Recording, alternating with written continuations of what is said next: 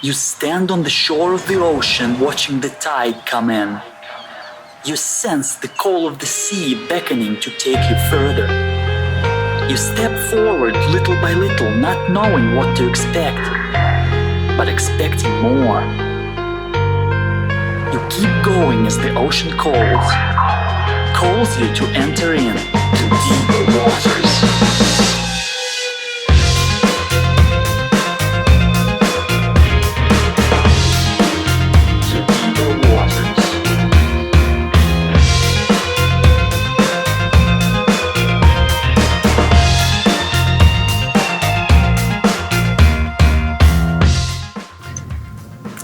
Hello everyone and welcome to a Deeper Waters podcast. I'm Nick Peters, your host, seeking to bring you the very best in Christian scholarship and apologetics, and today is no exception. Today we're going back looking at the Old Testament again, and if there was someone I have to get on for the Old Testament talk about, it's my guest today. I mean, as soon as this guy writes anything about the Old Testament, I'm already looking with eagerness. When I get the IVP catalog of books coming out, or Baker catalog, whichever one it is, since he's done writing for both, and I see one of his books in there, this is non-negotiable. I am getting this book to order right now. And this one is no exception. Today we've got Dr. John Walton back on our podcast, one of our favorites. He's been here several times here. He's professor of Old Testament at Wheaton College and Graduate School, where he has taught for almost 20 years. He's published nearly 30 books, among them commentaries, reference works, textbooks, scholarly monographs, and popular academic works. He was the Old Testament general editor for the Cultural Background Study Bible, and is perhaps most widely known for the Lost World books, including the Lost World of Genesis 1, the Lost World of Adam and Eve, the Lost World of the Flood, and the one we're going to be talking about today, the Lost World of the Torah. His areas of expertise include the importance of the ancient Near East for interpreting the Old Testament, as well as a dialogue between science and faith. So, Dr. Walton, welcome back to the show. Always great to have you here. Great to be back, Nick. Good conversations. So, if my audience doesn't know much about you, can you tell us a little bit about how you got to be doing what you're doing? Well, I grew up being very interested in the Old Testament. Grew up in a family and a church where the Bible was very important. Went to college not knowing what I wanted to do, was an accounting major, but then finally got my vision straight and decided that I was going to specialize in Old Testament. So I went to Wheaton Grad School and got my master's in Old Testament, then went to Hebrew Union College. It was at Hebrew Union that I started to understand how important the ancient world was for interpreting the biblical text. Mm-hmm. So I started focusing on that and did my dissertation on the Tower of Babel. Mm-hmm. So that's kind of how I got there. Then I was at Moody Bible Institute for 20 years, and now I've been at Wheaton for almost 20.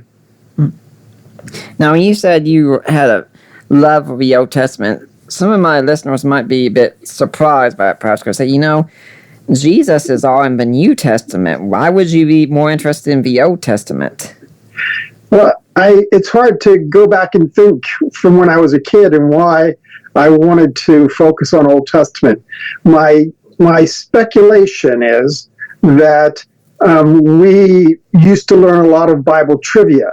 And of course, there's a whole lot more Bible trivia in the Old Testament. So maybe that's the reason why I kind of focused there. Mm-hmm. Yeah, I grew up doing a lot of Bible trivia and such as well. And most people for some reason, don't really want to play me in a game of Bible trivia. I really don't understand that. It's such a mystery. Anyway, looking at your book here, something that occurred to me when I was about it is going back to my own past. When I grew up, I often went to Bible school, sometimes at my own church, sometimes at friends' churches and such. And one of the things you remember from Bible school is learning the 10 Commandments. And we go through them, and strangely enough, as far as I know, none of us ever dared raise the question for some reason of, what does adultery mean? Which probably would have been very interesting to discuss with elementary schoolers in Bible college, in Bible school and such. Whatever it is, it ain't good. Yeah. But we learned it all, and so we are saying, this is the law of God. These are the commands of God that we're supposed to follow. Were we entirely wrong in thinking that? Well, I think it's a category error. They're obviously important. They're things that we are supposed to pay attention to and prioritize, but it's really what category we put them in. You use two interesting words, law and command, and those are both open to discussion as to whether they best classify what we've got in the biblical text. Now let's look into again what you're talking about here. You've I'm not sure. Sorry, I forgot I had Alexa in here. Anyway, you've said at the start of every single book, the first preposition every single time is that the Bible is an ancient document. That seems the Old Testament, in fact, it's an ancient document. But the New Testament is too, but since we're talking about the Old Testament, that seems kind of like an obvious given. Why do we need to state something that's so obvious?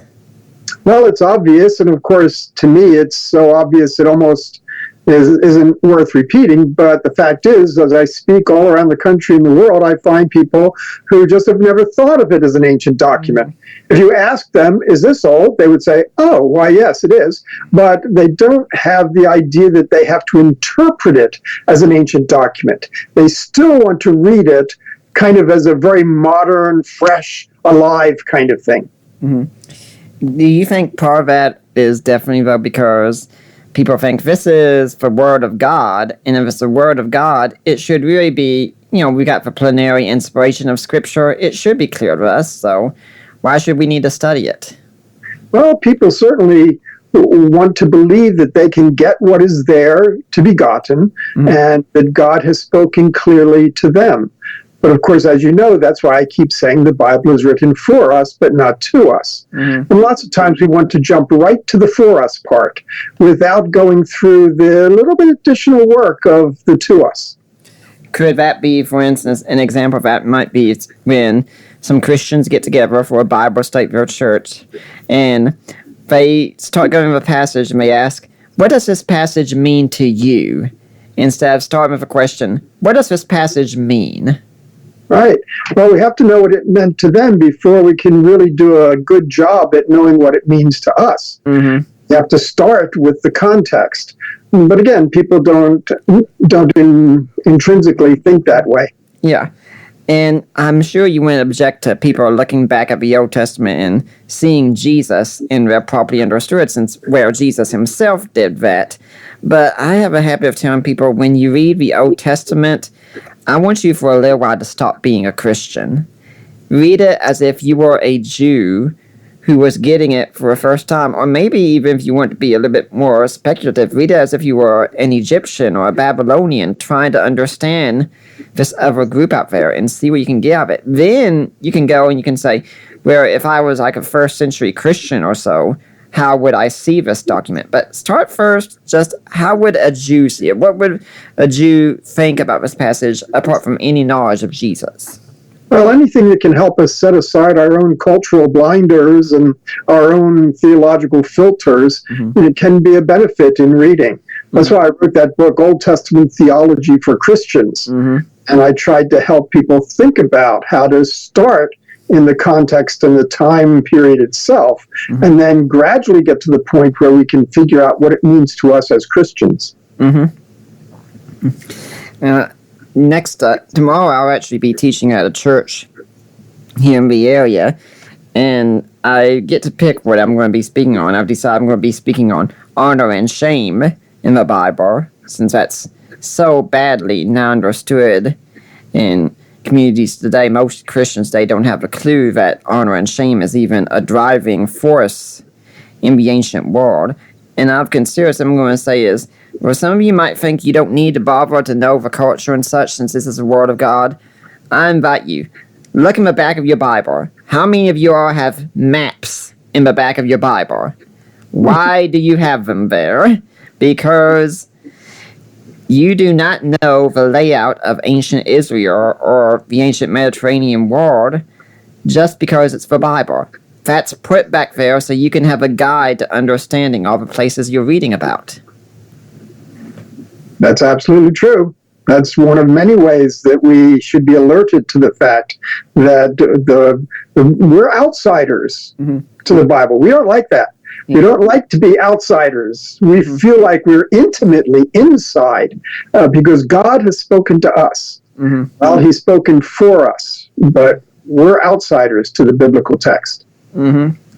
Okay, so let's move on to the idea that the way we interpret the Torah today is influenced by the way we think law and legislation work. Today, I see a lot of debates going on about, say, for instance, the situation at the border. And everyone is saying, we need a law passed.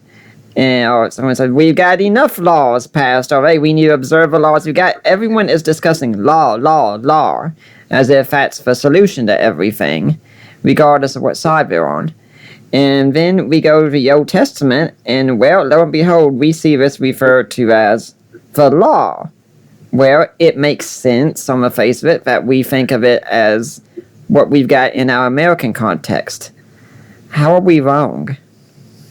Well, we have to ask the question whether they thought about the regulation of society in the ancient world the same way we do in the modern world. We can't just take a word that we have like law and impose all the baggage and all the understanding, cultural understanding that we have of that word and assume that we can read that in. So, of course, law is our translation. The word Torah is the Hebrew word, and we better understand what that is and how it fits in culturally before we jump to conclusions. Okay, so what is it and how does it fit in? Well, that's the whole book, Nick. The understanding of what it is. What, do you want to give me the book in just 2 lines? Anyway. Yeah, sure. If you can, that'd be great. The whole idea that we think about law in terms of something that's statutory, something that's legislative, something that's got an official political body that puts it in place, another institution that enforces it. All of those things are part of what we think about when we think about law. And what I found, and I'm not the only one, is that in the ancient world, that's not how it worked. They did not have a legislative body. They did not have a corpus of literature that they could go and consult to understand law. And so the idea that the Torah would have stood as that kind of document just doesn't hold up to scrutiny. But does this mean then that they didn't have any idea of legal categories or rules that society was meant to live by? Well, certainly they had ways that they understood society should live, but the judges didn't consult law books in order to adjudicate cases.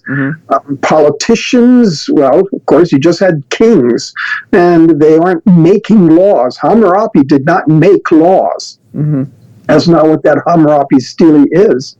And certainly there are ways they're supposed to live, but is that what we call law? Torah focuses more on instruction, and it's tied in more to wisdom.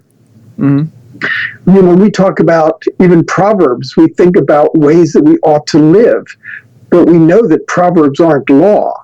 Proverbs tries to give us wisdom so that we can live wisely. And I use that comparison in the book to try to talk about how the Torah gives wisdom for living in God's ordered world. I think we might have something similar to an extent today still, that when Congress, the branch that we have, it's really called the legislative branch, not the lawmaking branch, because they didn't see themselves as lawmakers originally. They saw themselves as discovering the law and then applying it to us. Would the ancients have thought the same way? I don't know if they thought of themselves in terms of discovering. To them, there was an ancient wisdom that had been preserved in society, that the elders of the clan or the tribe or whatever it would be would have insight into. And that's how they would decide on cases that were brought. Now, of course, the Torah is something given from God, but it's given from God to help them understand what covenant order should look like. And in that sense, this is not sort of a universal morality for everyone. This is what Israel, relating to God through a covenant, ought to look like so that they bring honor to God. Mm-hmm. And I think it's very good that we have it that way as well, because if you look at our laws today, if we even took, just say, one law, such as copyright law, and we wanted to be clear on what our copyright law entails, just for one thing about what it entails could be as long as the Torah itself, if not longer. And our lawyers spend so much time looking at every single word of a law whatsoever. I think the foreign, the ancients would look on us today and say, "Are you all nuts or what?" They worked a lot with kind of common sense. Mm-hmm. And I like that you talk about how they'd go to the elders of the people and such, because it sounds to me like they'd go to the people that had been around the longest, and thus they would have the most wisdom to adjudicate on decisions.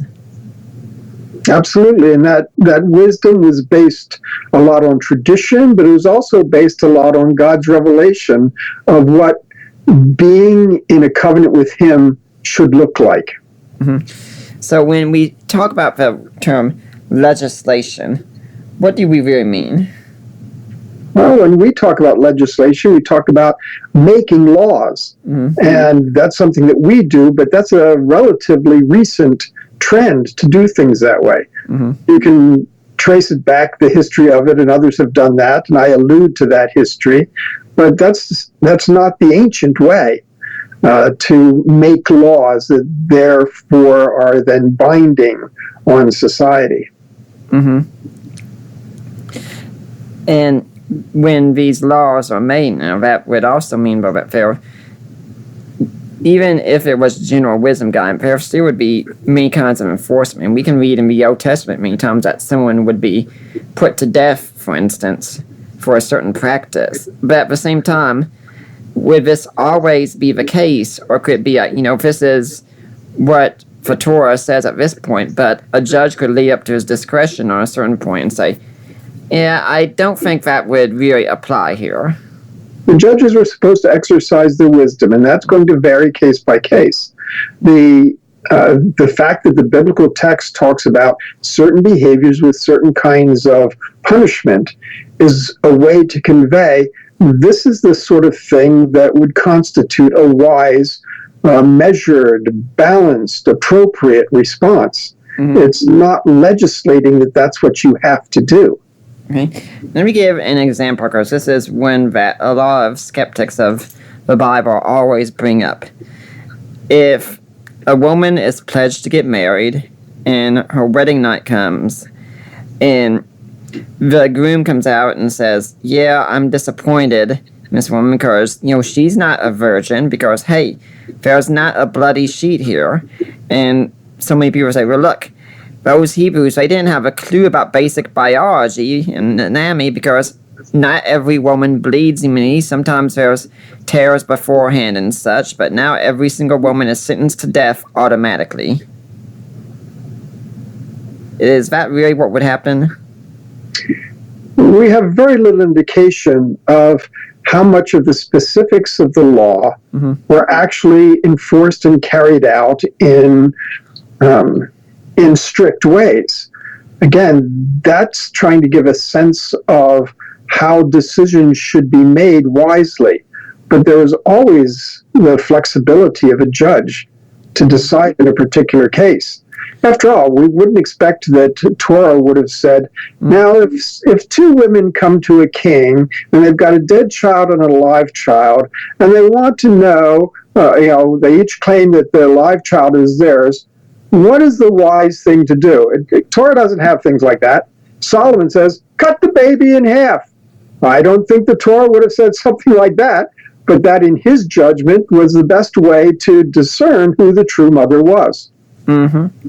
And that's given as an example of his wisdom.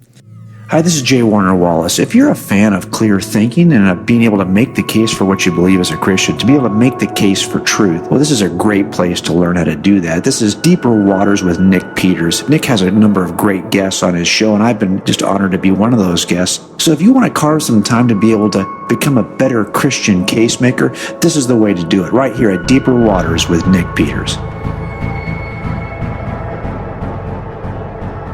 And, we could also even point to Solomon, I think, in another way, because if Solomon had all that he needed to rule over the people of Israel just because he had a copy of the law, why on earth would he pray for wisdom to guide Israel? He could have just said, well, you got the law right there, you know what it says, do it. Mm-hmm. And of course, that shows up some of the difficulties with the law because it's not comprehensive. It's not exhaustive in any way. There are all kinds of international political decisions that Solomon would have had to make that he felt he was unprepared to make. And the law would not tell him how to make those decisions. There are likewise plenty of instances within domestic legal situations that the Torah simply does not cover. Mm-hmm. That's one of the reasons we know that it's not a legislative system. But Dr. Walton, the law itself says that it's eternal, that it's an everlasting covenant. So wouldn't that mean that it would never ever change at all, that everything in there would apply for all time to all peoples? It's the covenant that is eternal, not the Torah that's eternal. Mm-hmm. The Torah governs the covenant, and the covenant is a relationship between God and Israel. Furthermore, that Hebrew word eternal refers to something that is enduring. It's open-ended, no anticipated kind of term at which it comes to an end. So it doesn't really say eternal, it says that it's enduring. So what would that say to a lot of Christians today where I don't meet many of them much anymore, but so many atheists I kind of seem to think that every Christian out there wants to install a theocracy among us and go back to the Old Testament law, which is obviously God's perfect rule for how to build up a nation and such, and apply it to us. Is that thinking just entirely wrong? Well, they're totally misrepresenting what the Torah is. Mm-hmm. Torah was never extended to everybody. Mm-hmm. Torah was something that regulated God's relationship with his covenant people, Israel. Mm-hmm. And that's what it's designed for. The Torah itself, even for Israel, was not designed to set up an ideal society. Mm-hmm. It sets up a society that's going to honor Yahweh in the context of the ancient world and the covenant relationship. So it's not set up as an ideal society.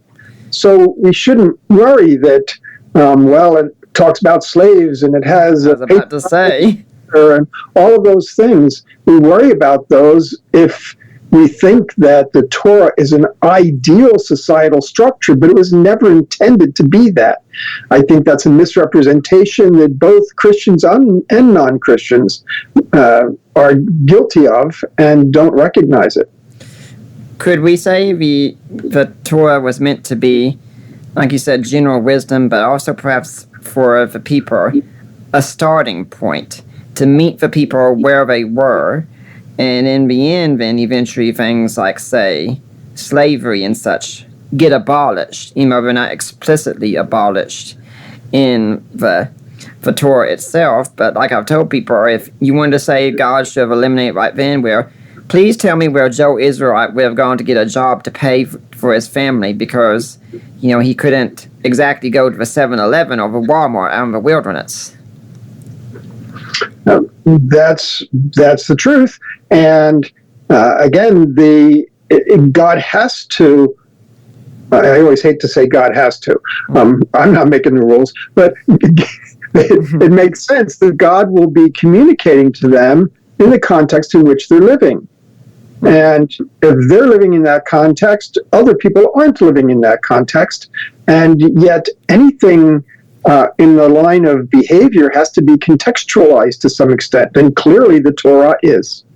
Now, this also doesn't mean that the way we demonstrate that Torah is from God is by going and comparing it to all the other ancient literature out there, legal codes and such, to say, see how superior the Torah is to everything else? I mean, it could be superior in some way, sure, but that's not the main point, is it? Well, when we say something like that, we're using our own sensibilities as the criterion. It's superior because I like it better, or I think it's better. But the fact is, we are not the final judge of that. Mm-hmm. There are places where even our modern sensibilities would conclude that the Babylonians were more merciful or more just than what we find in the Torah. That's not the issue. It's not up to us to make those decisions. Yeah. Yes, we had Richard Averbeck on the show a couple of months or so ago talking about slavery, since he wrote a chapter of that book you co-edited on Behind the Scenes of the Old Testament. I brought him on to discuss that further, and one of the things he kept saying is, there are so many ways that we might look back on the ancient society and say, gosh, you missed the mark with things like slavery and such, but they'd look at us and say, wow, where is your loyalty to your employer? Where is the love of family that's supposed to come first? It's kind of like C.S. Lewis said, that every single culture can look at another one and see what they think are blind spots that that culture has.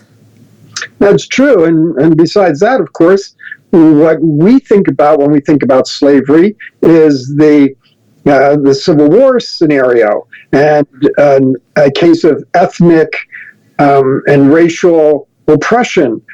And that's not the same institution that we find in the ancient world where it's debt slavery. Mm-hmm. So, again, we end up comparing apples to oranges. Mm-hmm. So, you've said that this is the case that we have in other law codes as well. Why should we think that's the case? I mean, what evidence can you bring forward for that?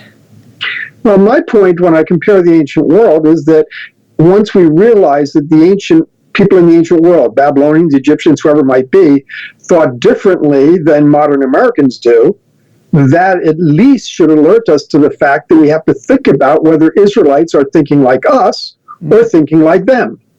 Mm-hmm. It just highlights that there's a difference that we ought to consider. Mm-hmm. Now, of course, we should generally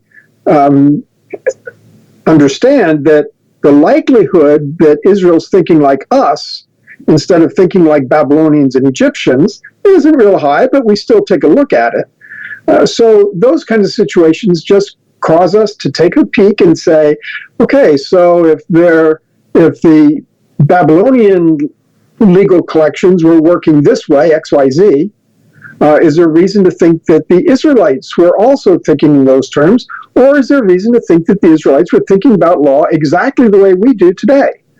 It's just an approach to thinking about the issue. Yes, but Dr. Walton, those other people were pagans. They were outside the covenant, and Israel was the good, pure people of God. Why should we think that they'd think the same way? They're supposed to be set apart, right? Lots of people that made up our Constitution were pagans too. Mm-hmm. Just because we're thinking in particular ways in our culture doesn't mean that Israel had to think the same way we do. And some of these things, like the role of law in society, is not a matter of being pagan or not pagan. Mm-hmm. It's a matter of how society operates. Mm-hmm. It's something worthwhile to point out that when Solomon when the Bible brags about Solomon's wisdom, it actually does so by saying Solomon knew even more than the pagan neighbors around Israel, which means Israel must have realized these guys do know something. Mm-hmm. Mm-hmm.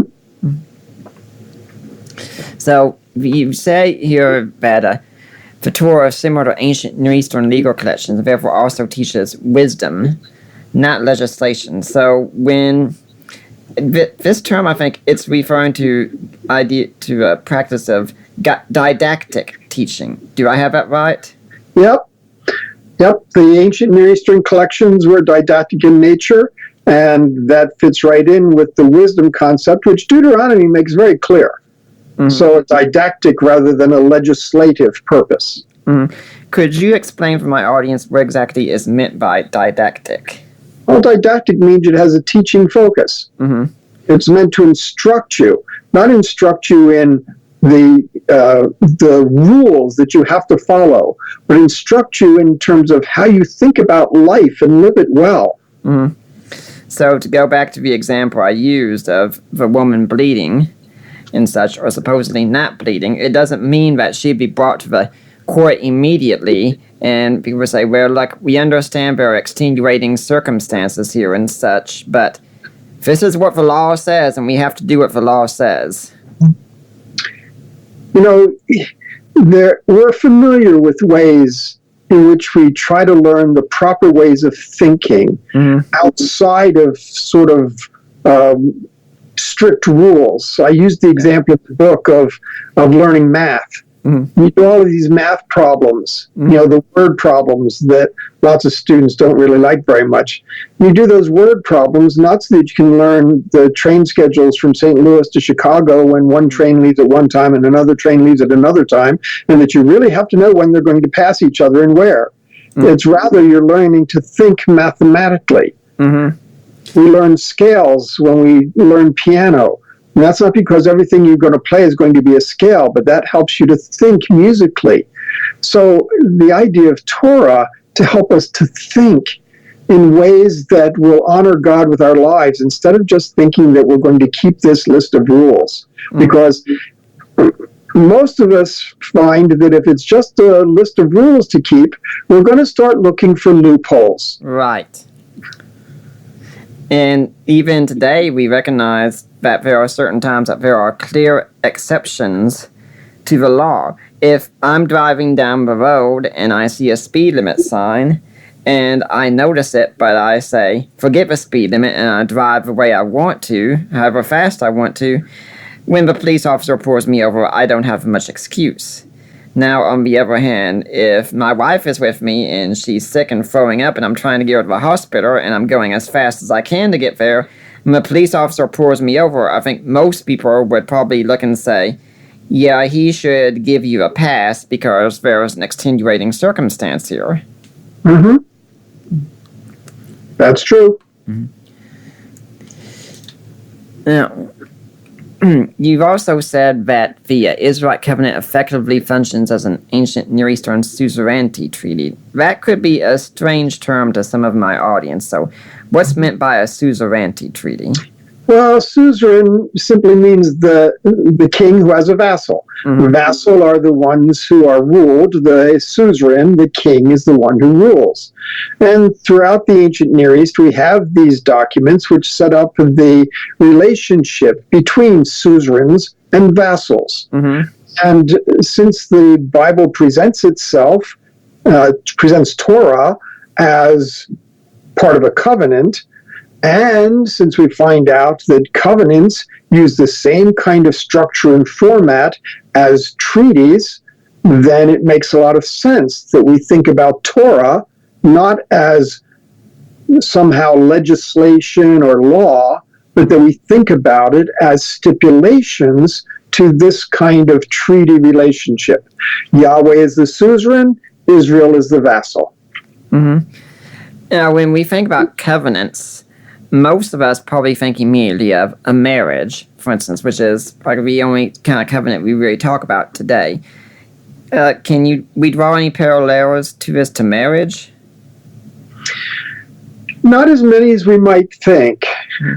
In marriage, when we swear before God to be faithful and all of these things, we're taking an oath. We often call them marriage vows, but it's actually an oath that we're swearing in the presence of friends and in the name of God.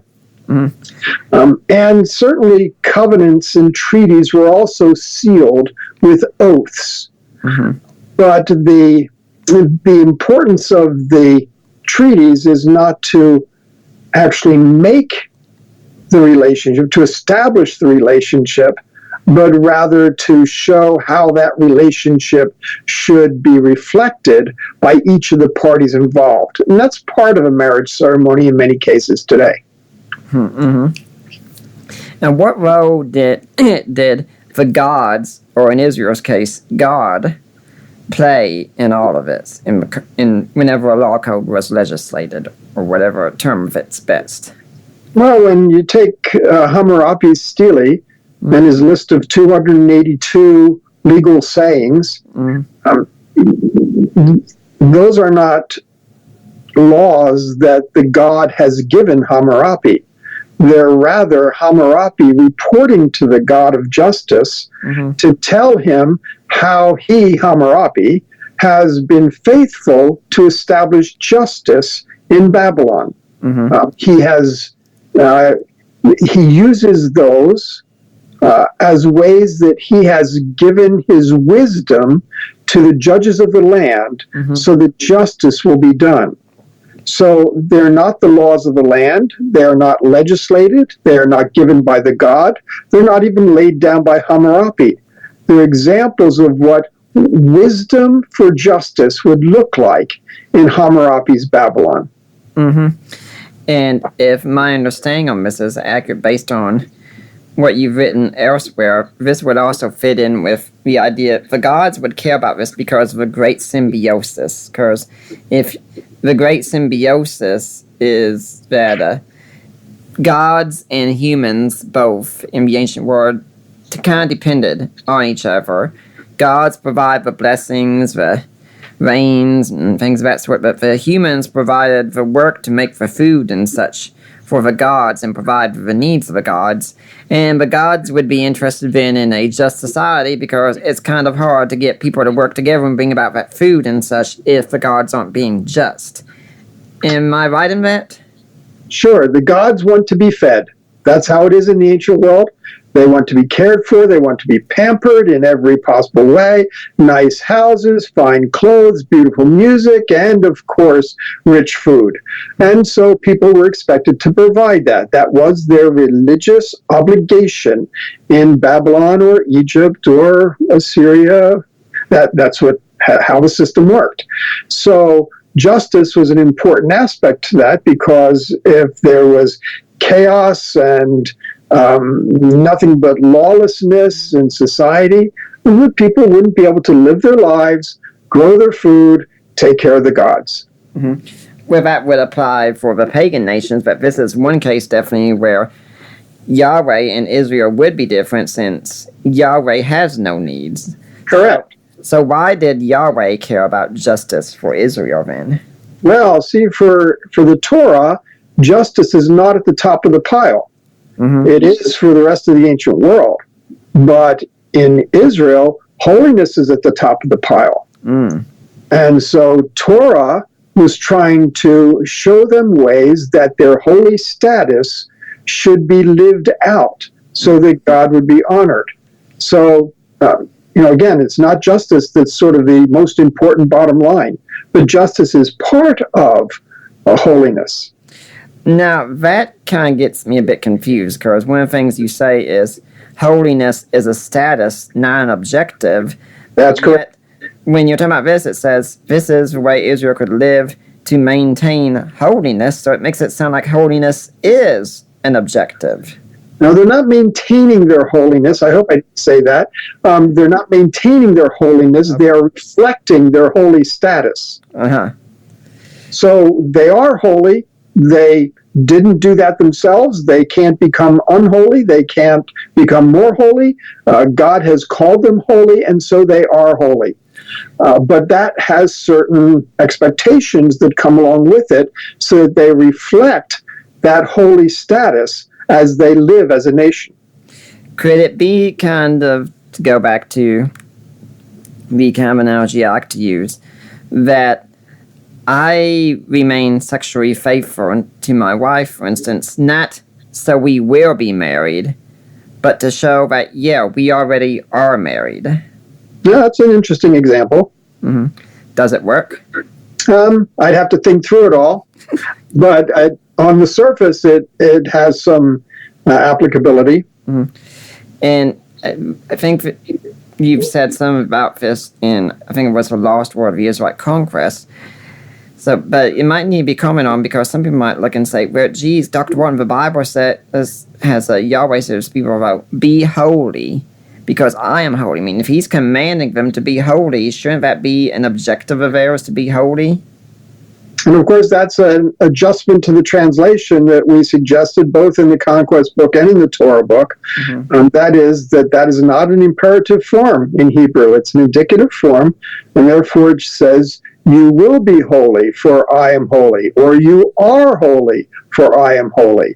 It's a status that God gives, not something that has to be pursued or achieved by Israel. And that would include, for instance, when Korah's rebellion takes place, and Korah and all his followers die, but they're told, get all the censers that they use because the censers are holy. There are lots of things that are brought into holy status by becoming part of God's property. Now, why is it, though, that Yahweh would really care about maintaining covenant order? I mean, what's so important about order for Yahweh? Well, order is pretty much the highest value in the ancient world. It's not just the legal collections that reflected it, but all their understanding of creation, all their understanding of wisdom, all their understanding of families and society were based on establishing and maintaining order. And Yahweh works the same way. That's evident throughout Scripture. Yahweh established order, and the covenant establishes order for Israel, and that's something that God values highly. Well, we do too today. We might have different words than we use to talk about it, but even today we talk about law and order, because that's to have law but not have order wouldn't be very helpful. Because sometimes there are laws that aren't good laws; they're not functioning very well, and therefore they are the opposite of bringing order, and that's not a good thing. We could point to, for instance, laws on slavery. In the past, that most of us would look back and say, those weren't good laws. And often today we can have people say, where abortion is the law of the land. And it is. That doesn't necessarily mean it's a good law. Good example. So order is the objective. And Yahweh is the source of order. He's the one who brings it about. And therefore, it's sort of inherent to who God is as well.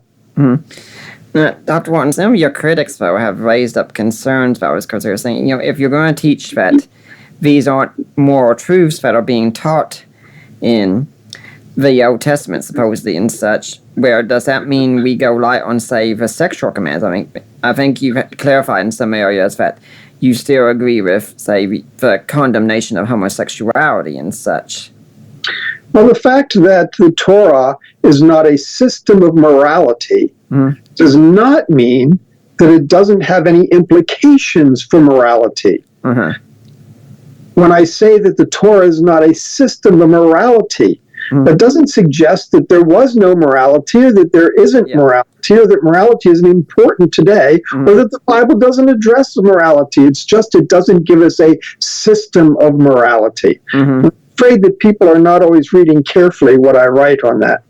Yeah, as I think many of us could look at, say, the Holiness Code, as it's called in Leviticus 18 and 20, and looking, most of us going down the line, looking at most practices, we'd say, yep, we fully agree that applies, and then we get to the one, don't have sex with a woman while she's having her monthly period.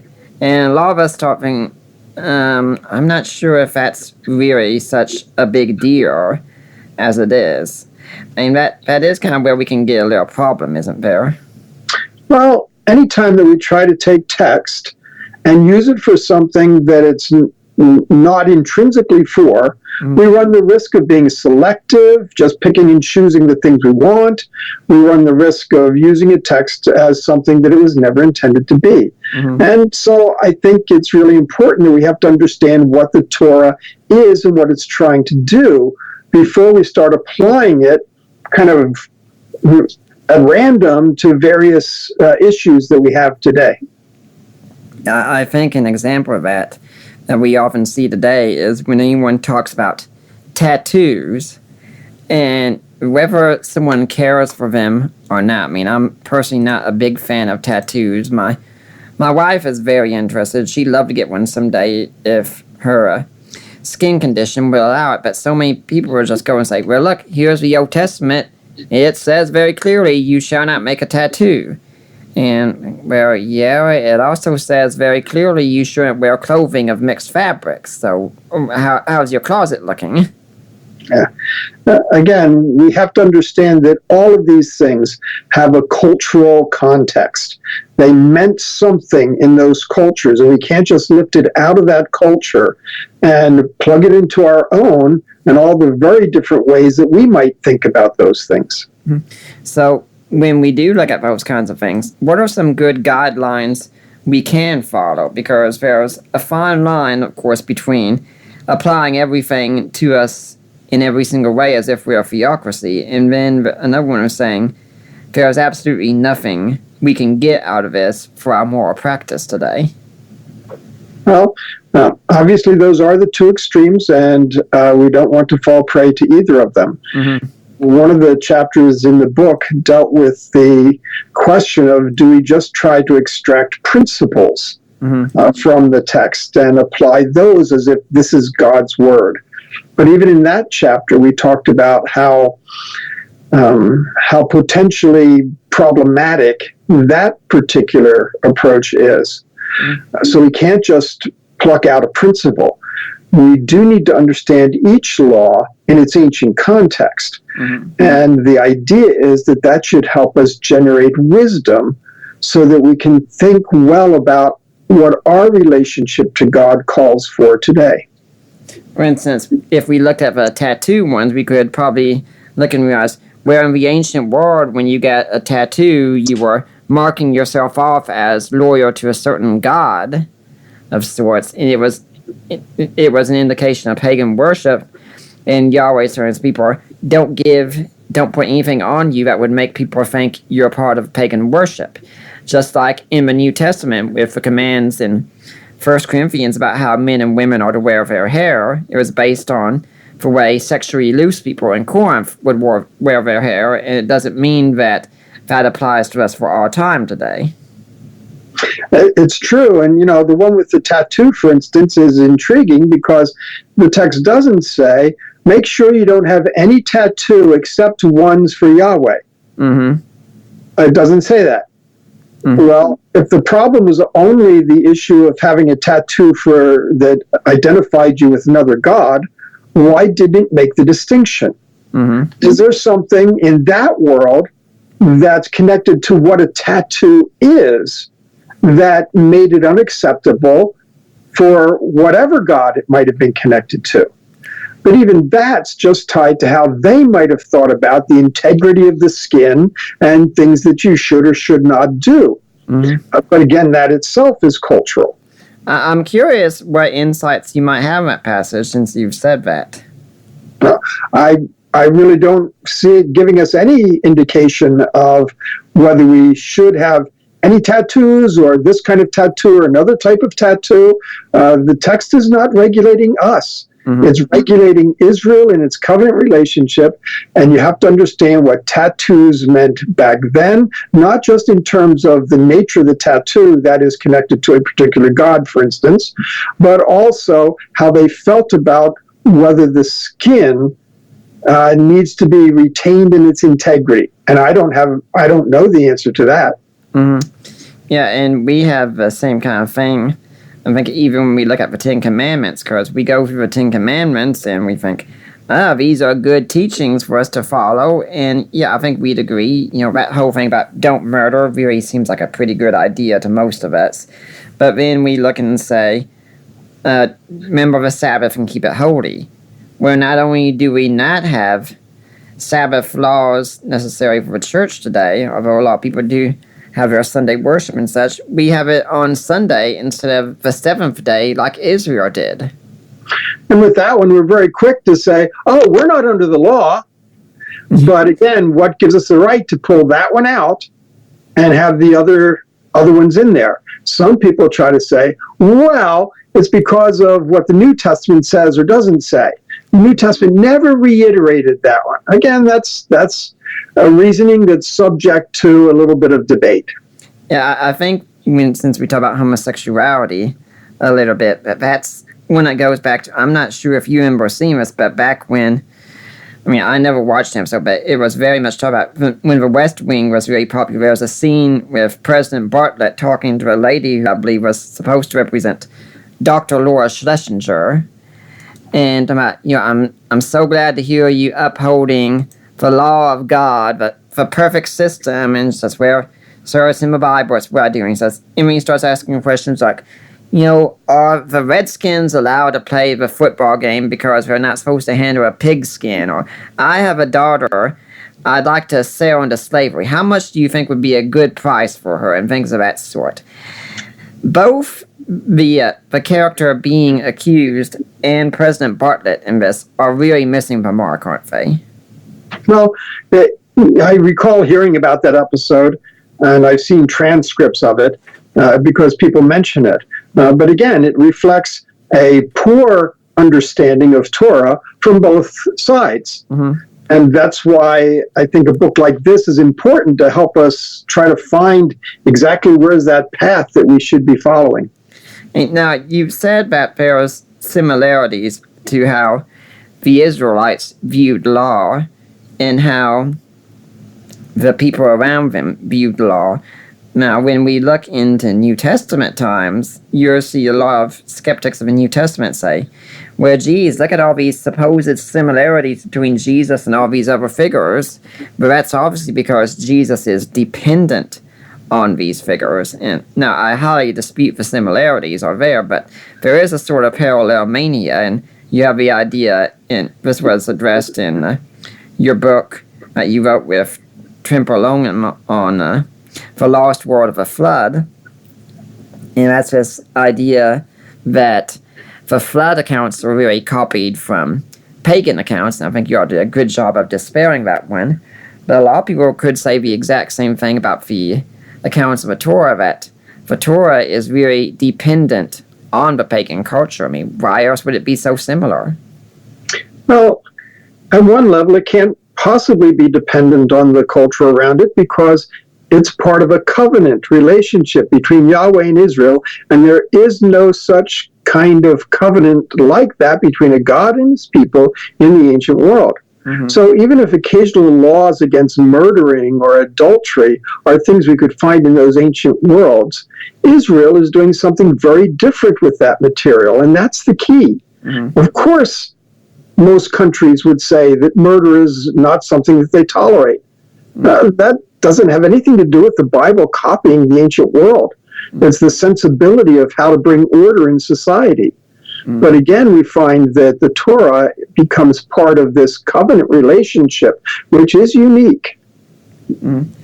And, of course, we shouldn't expect that the world of Israel would be completely different from the world around me. They were supposed to stand out and be a unique people, but there would be a lot of similarities, wouldn't there? Absolutely. They're part of a culture. They're not floating in a vacuum. Mm-hmm. They're part of a culture that shares a language, that shares all kinds of ideas.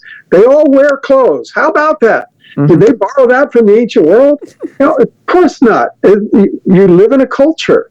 And so that's where in a number of the Lost World books, we talk about the importance of recognizing the cultural river that exists.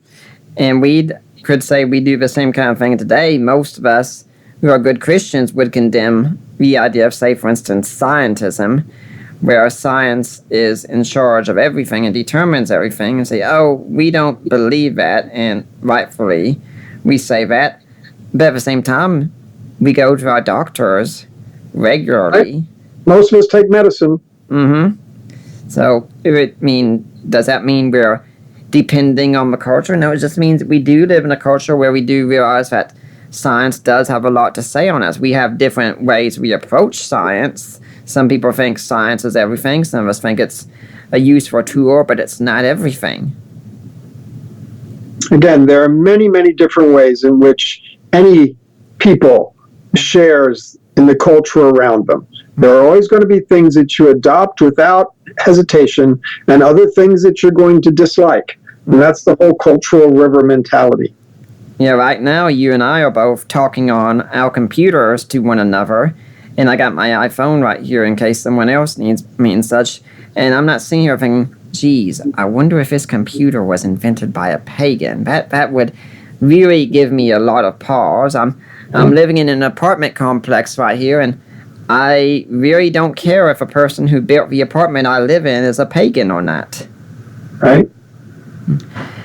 Now, if we are talking about differences, though, I think we could say the difference really isn't so much in the legislation as presented, it's the objective of the legislation. Would that seem accurate? Well, again, I wouldn't call it legislation at all. Right. This legal collection has a particular objective. Mm-hmm. And yes, it's that objective that's different. Mm-hmm. Yeah, it really does just show how much we are embedded in this, because it's really hard for me to step out of the box and say something besides legislation or law, because it's just so very natural. Right? It's hard to break out of our terminology, but all that terminology carries baggage. Mm-hmm. Yeah.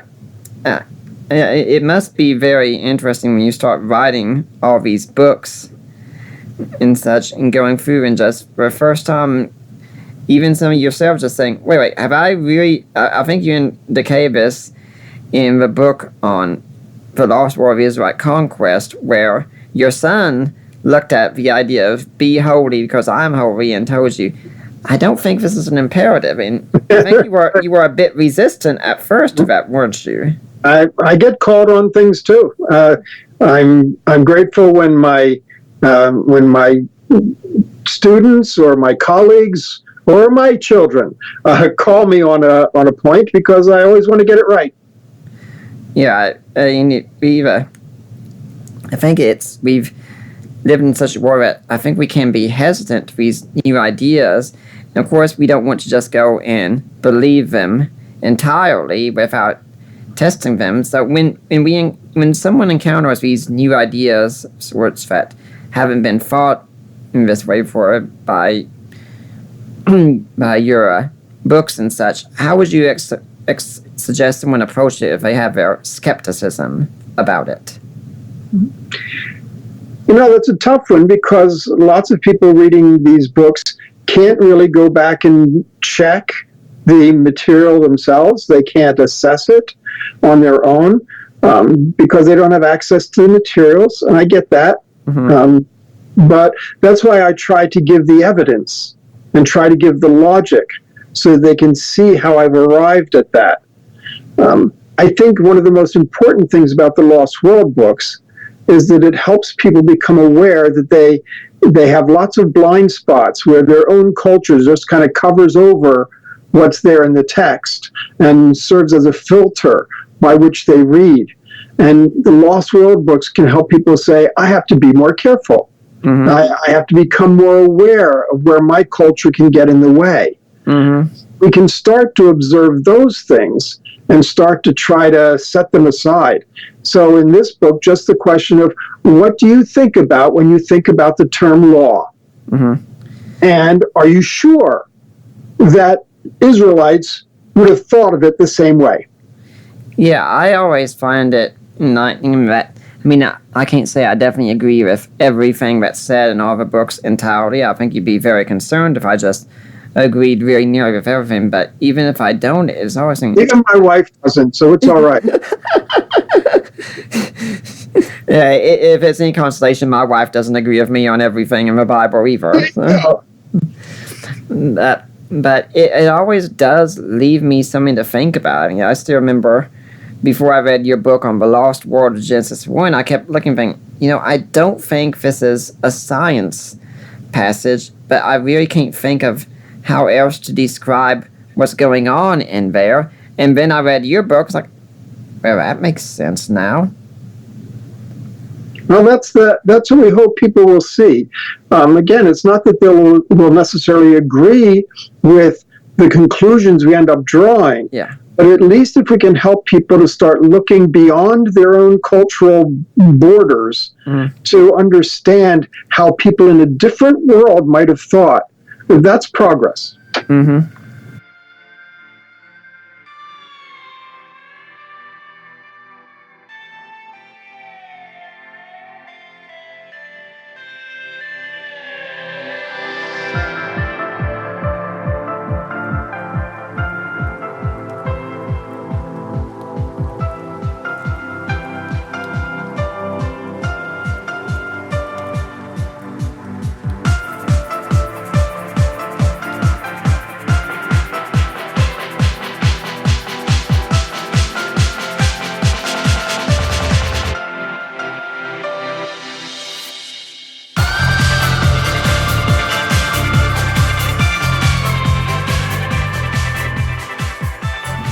Well, I'd like to remind everyone that you're listening to Deeper Waters podcast. We've got Dr. John Walton here talking about his book, The Lost World of the Torah. But if you're here next week, I'm still working on that. I've got several possible guests and such. We've had to reschedule some shows, so that's still being worked on, but I'm going to do what I can to make sure you all get a good show for next week.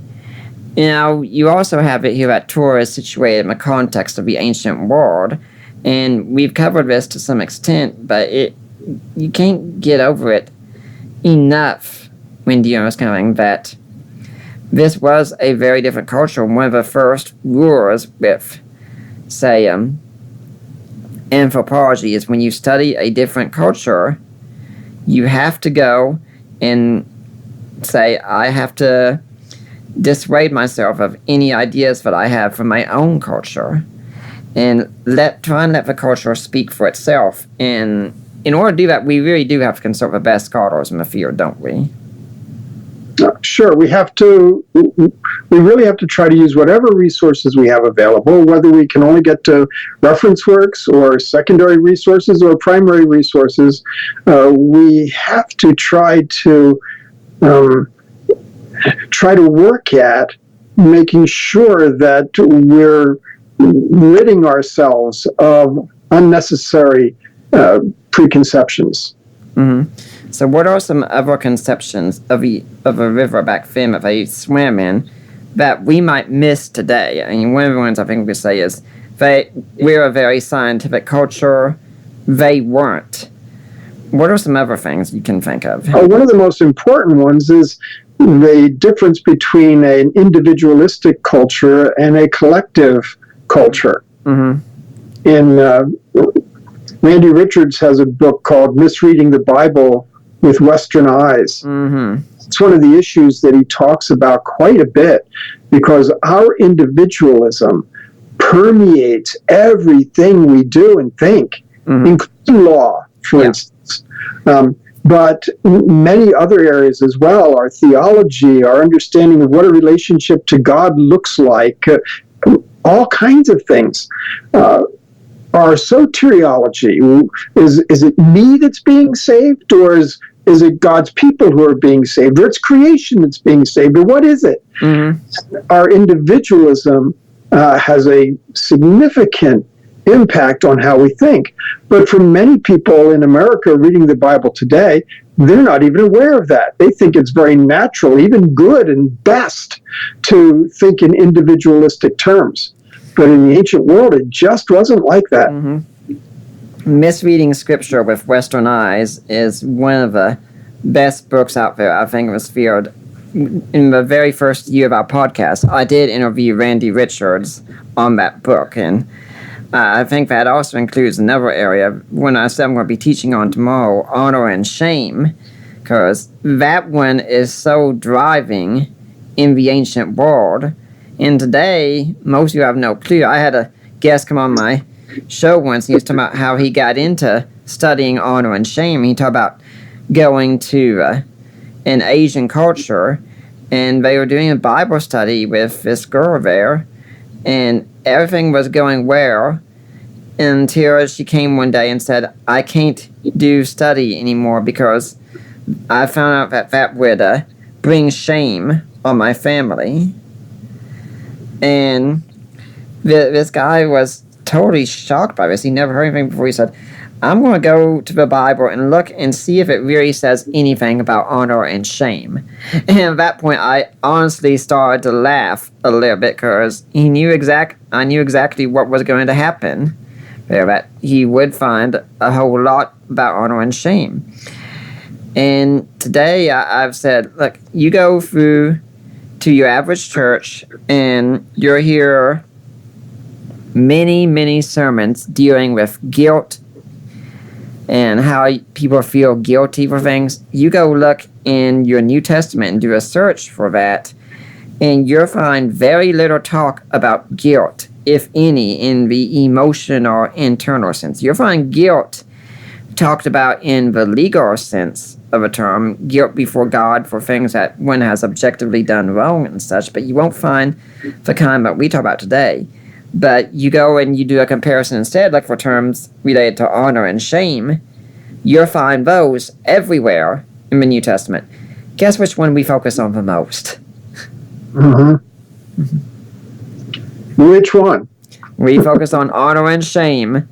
Or we focus on guilt and innocence the most. Honor and shame takes a back seat, and we're really missing the Bible because we're reading our individualistic context into the text instead of letting the text speak for itself. And I don't blame a lot of people for doing that. We focus on guilt and innocence the most. Honor and shame takes a back seat, and we're really missing the Bible because we're reading our individualistic context into the text instead of letting the text speak for itself. And I don't blame a lot of people for doing this because it is very difficult to step outside of your cultural context, whichever one you're in.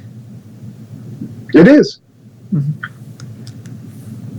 But certainly the honor and shame matrix, it's not only something that we don't naturally think in those terms, we actually have trouble understanding that kind of system. Mm-hmm.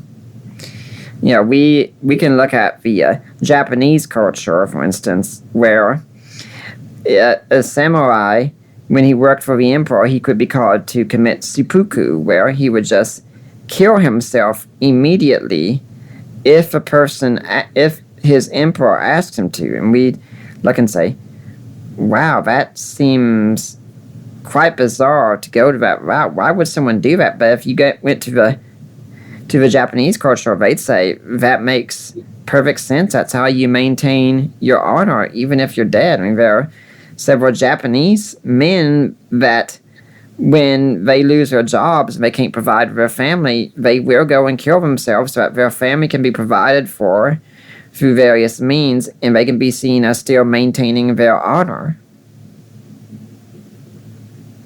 Again, there are numerous sorts of things like these that we really need to be aware of to read the Bible well.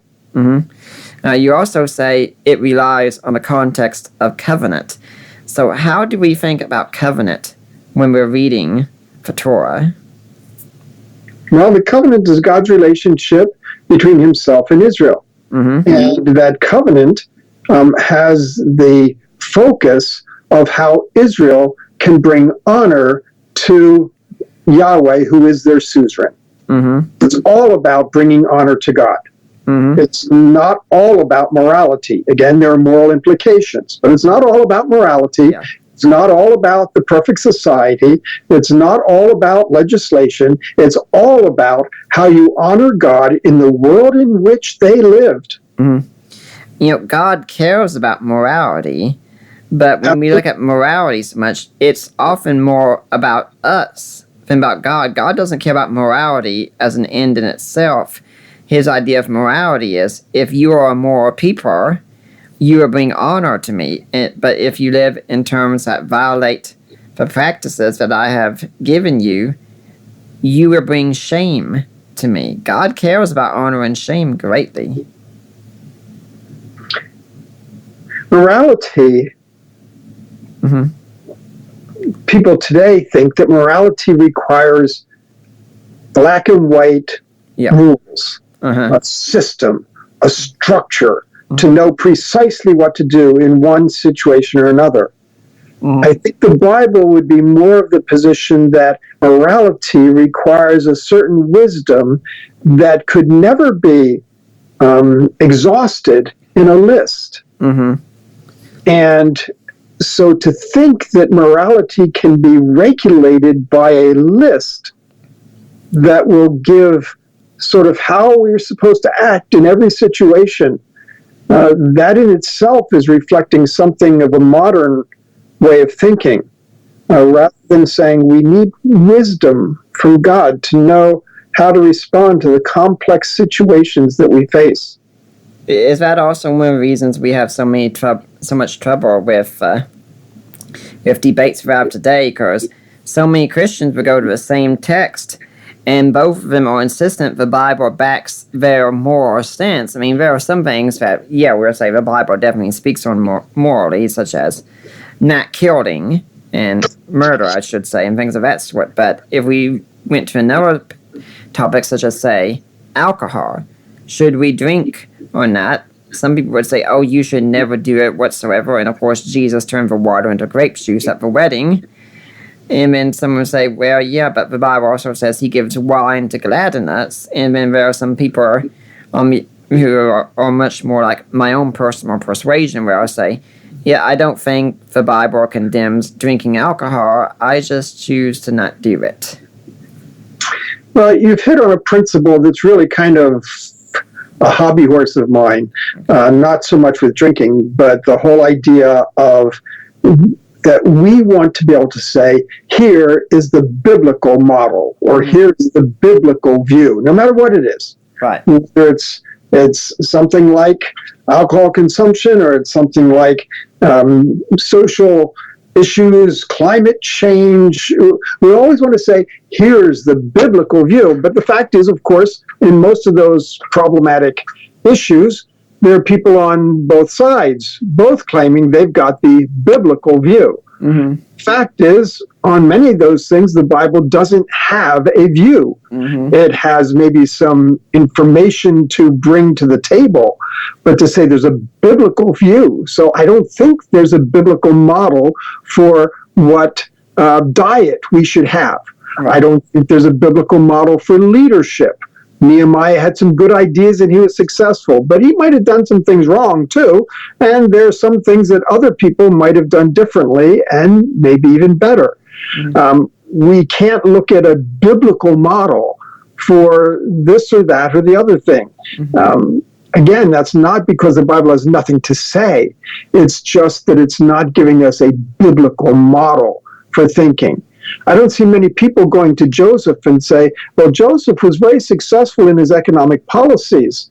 And therefore, since he was successful and God blessed him and God saved the world through Joseph, we should all do that same economic policy, which was basically when there's prosperity, tax people for everything they've got, and then store it away, and then when there's need, sell it back to them, and when they can't buy it anymore, take their land. I don't see a lot of people saying that should be how we think about economics. Not only take their land, but heck, take the people themselves and have them become slaves to you all. Yet, that was a successful leadership in which God did what he wanted to do.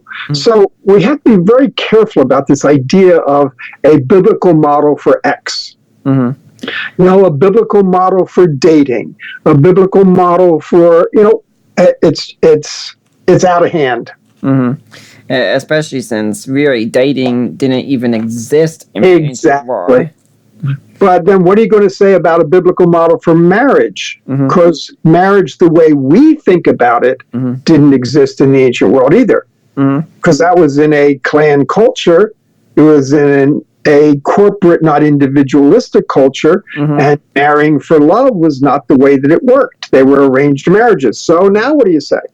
What's the biblical model for marriage? We can say one man and one woman, and we can give verses to talk about that, but that's not quite the whole model for marriage that existed in the ancient world. Because also, if you looked in the ancient world in the Bible, I mean, I'm definitely a person who holds strong to one man, one woman, because I think that's more what we call natural law. That's basic morality. I think we all know that's why all cultures start that way. But you see many of the heroes of the Bible sadly have polygamous marriages as well. There's a point I think to make that they don't seem to work out so well, but they're there. Exactly. Now, one of the points also about covenant is that the Israelite society was supposed to have Yahweh's presence among them.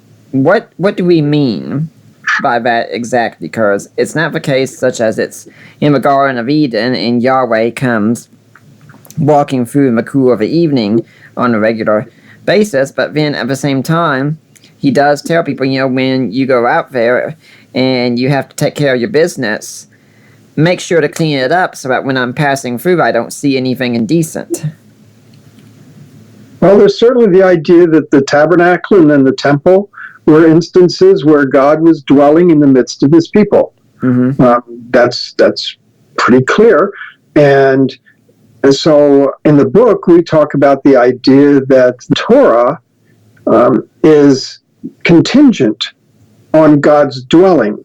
That is, God's trying to give them, at Sinai, God gives them the way that they can order their camp and their lives and their clans and their tribes so that God can dwell among them. Mm-hmm. So that, there's the contingency. And so when God comes down on Mount Sinai, it's not just to give the Torah. God comes down on Mount Sinai and gives them the instructions for building the temple. Mm-hmm. So what does it mean, though, when we talk about God dwelling among me? How are we to understand that today? Because there are so many people who will look and say, well, did they really, they'll say today, well, I don't really feel the presence of God right now. And we have that strong instance that if God's present, where one fears God. And that's, I think, it's part of our individualistic culture. What would the Israelites have understood when we told them God was present among them? No, God's presence isn't a matter of feeling or emotion. There it was. They could look at the temple or the tabernacle and understand that God was dwelling there. It's just the fact. Mm. For us, of course, God doesn't dwell among us in a building. New Testament's pretty clear. We are the temple. Pentecost was pretty clear. The Holy Spirit came and indwelt God's people. Mm. And so God dwells in us, and whether we feel like he does or not, whether we acknowledge it, whether we live appropriately, it's still, the fact of the matter is Christ in us. Mm-hmm. So when we look at the Old Testament, we see, for instance, I'm going through Jeremiah right now in the Old Testament, and Jeremiah and Ezekiel both talk about the invasion of Babylon to Judah and Jerusalem, and the idea that God had forsaken his people is shown when, as soon as they see the temple being destroyed, and everyone knows, well, it's game over right now, God's done with us at this point. And the same way that when a pagan nation beat another nation's, there it's like, well, their gods beat our gods, or our gods gave up, or something of that sort. Is that the same kind of thing going on? Well, Ezekiel has his vision in chapter 10, mm-hmm. where he sees God's presence leaving the temple. Mm-hmm. It's God's presence leaving the temple that then leaves it vulnerable for the Babylonian destruction. Mm-hmm. So that was something to mourn. It was a loss. I mean, just like the loss of access to God's presence after the fall, where people were driven out of the garden and lost access to the presence of God. And so, yes, that was devastating. Mm-hmm. And the Israelites were also sometimes prone to misuse the presence of God. Because I'm remembering in 1 Samuel when they're battling the Philistines and they're getting beat, they say, oh, here's what we'll do. We're bringing the Ark of the Covenant with us. And the Ark of the Covenant represents the presence of Yahweh. So when he's there, we're going to win, definitely. And the Philistines, they very well understood what's going on, because as soon as they see the Ark of the Covenant, they think, oh my gosh, their God is present among them. What are we going to do? I mean, everyone had the right idea to a certain extent, but the Israelites hadn't learned that God's not a magic talisman to carry around. Exactly. Yeah. I'd like to remind everyone at this point, before we go to the next question, that you're listening to the Deeper Waters podcast, and everything we do here is supported by listeners like you. And we really could use your support. I'll go ahead and tell you something that we are considering right now is turning this podcast into a radio show. And if we do that, we definitely will need fundraising going on. I've been told the charge would be $300 a week for 1 hour, which is a lot, but it's something we can dream about and hope. I'd really love to see this podcast have a further reach. So if anyone's really interested in meeting that need, let me know. But you can go to our website, deeperwatersapologetics.com, and there's a link on the side to help support the work of Deeper Waters Christian Ministries. You click on that and you get taken to a ministry of risen Jesus. Have you gone to the right place? Yeah, you have. That's the ministry of my in-laws, Mike and Debbie Lacona. You make your donation, and then you get in touch with me or my wife Ari or Mike and Debbie and say, hey, I made a donation. I want it to go to Nick Peters. I want it to go to Deeper Waters. We will give that donation. It will be tax deductible. You can also buy some ebooks that I've written and co-written. A Creed for the Ages, the Apostles' Creed in Today's Christian. Co-written. One you might be particularly interested in right now for the past few months is, back in March, I did debate Dan Barker at a university here on the existence of God. And if you want to see some of the things I've said before about it, I've got the book I co-wrote, Groundlets, answering Dan Barker, where I dealt with a lot of the theological objections of sorts. And you can, of course, go on YouTube and watch the debate that I did with him. I really encourage you to do that. You can read other books as well that I've co-written, God and Natural Disasters, Christian Answers to This Generation's Questions, Defining Inerrancy, and Contextualizing Inerrancy. And if you can't do any of these, I really encourage you, go on iTunes and leave a positive review of a Deeper Waters podcast. I really love to see them. It's so encouraging. You have no idea. Dr. Walton, do you have an organization or a charity you'd like to see people donate to? No, not really. My brother has an apologetics organization. It's thethirdchoice.org. That's third with 3RD. And he addresses a lot of different apologetics questions and issues. So people could go to that website and they could try to get some questions answered. He's got plenty of articles on the site. So that's thethirdchoice.org. Now, is that third THIRD or 3RD? It's 3RD. Okay, so everyone, I encourage you to go to thethirdchoice.org to get some more apologetics information here. Now, let's move on here back to the book here.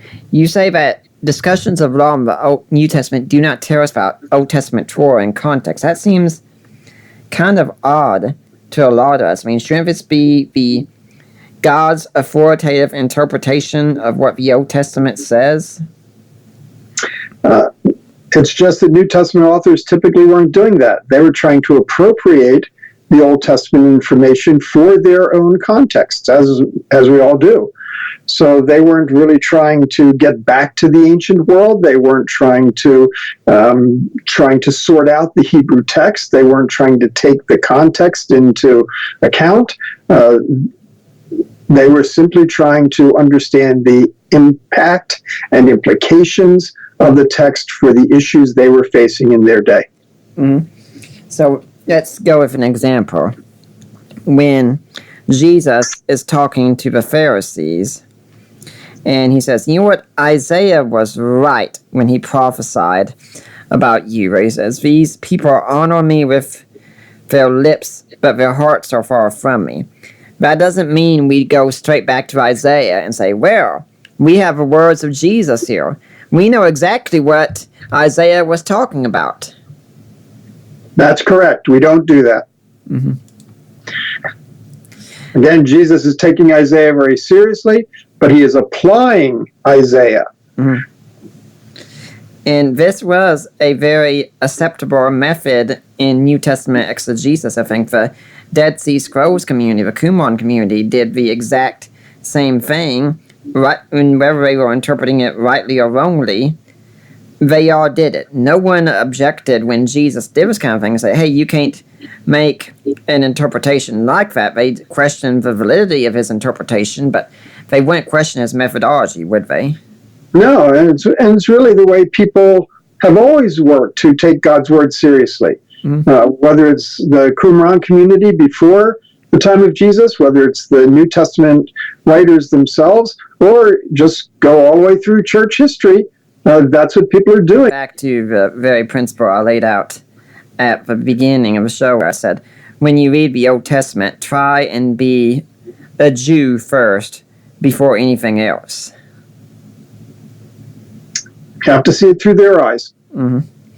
Now, you also say the Torah shouldn't be divided into categories to separate what is and isn't relevant. Because we often talk about, the ceremonial law of the Bible, or the civil law, and then the moral law all therein. But Moses would have been very shocked to hear those kinds of differentiations, wouldn't he? That's a good way to put it. Again, that's our system and our sensibilities and our decisions about what counts and what doesn't.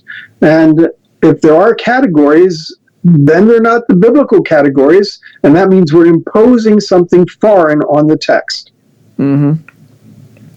Now, that doesn't mean, of course, though, that there aren't some things that in the law that are related entirely to the Israelite cultic worship things, such as how to offer sacrifices and such, but the Israelites would have seen it all the same way. They would have seen these as not hard and fast rules of sacrifices, but general wisdom on sacrifices. Is that right? Everything relates to how Israelites would have interacted with God. Mm-hmm. Doesn't matter if it's in the ritual category or in the civil category. There are categories anyway. Mm-hmm. And they all are meant to reflect Israel relating to their God. When we talk about how we need to relate to our God, we can't just pluck proof texts. Mm-hmm. Does that mean then that we can actually get some stuff out of a book of, say, Leviticus or event where, geez, it condemns homosexuality? Now let's move on to the next part. Again, every topic has to be treated very carefully. Mm-hmm. We have to make sure that we recognize its context and how to reflect on it in its context and then its significance to us.